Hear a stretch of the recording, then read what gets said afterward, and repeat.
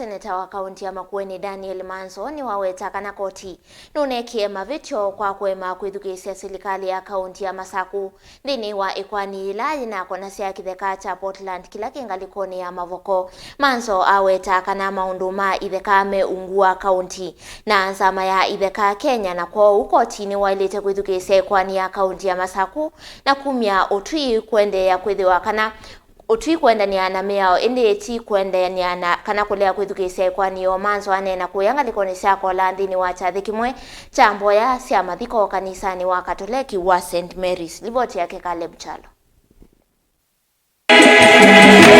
Nthini cha mboya cia mathiko kila chethiwa kuya kola kanisani wa St Mary's. Seneta wa Makueni Daniel Maanzo niwaweta kana kiko kila kinethiwa mavoko ni kiko kitane atia miao akiweta kana Koti ndika utwi tambite kwithukisya ngaliko cionthe na kana kiko kila kineki kieba ukamba kiko kitane atia justice Koti nyata ni wakili Koti nditusaku makatiba ke ukoka ithukisya kila mundu nenda kunengera mwanya kila mundu atangasiwe nesa akaikwithia lesi andu baira mana weta miunda maka uyangi nasima ka uyangi na mundu tesi ekwende title aithi kukimwa ya waidia Biblia za toa nundu akulea komanda endo manyati katika mea uya wa fire beware uitho isile lakini kwa ndo aperani wanaenda ukideka kanisa wa Katoliki ai mundu aiberana kideka ezi ni kanisa nani wale bagi ndo kanisa na ngao ndo kanisa kideka ando mailu kondo kila kikieba ema boko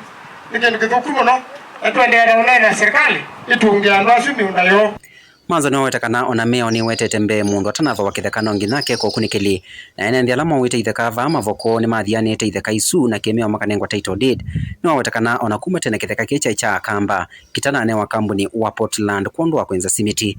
Maanzo niwaweta kana no ngina uyananu withewe kama shamba iko na title kama vile Mavoko iko nayo na kulikuwa mvurutano katika Portland na kaunti ya Machakos na wananchi niseme ya kwamba hiyo mvurutano lazima uamuliwe kwa njia moja, lakini historia ni kwamba shamba ilikuwa ya Wakamba kabla Mwingereza kuichukua.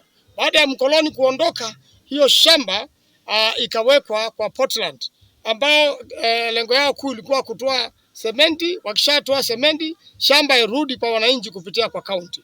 Kwa hivyo pale kuna makosa na lazima itatuliwe, na tuseme kwamba lazima kuwe na usawa.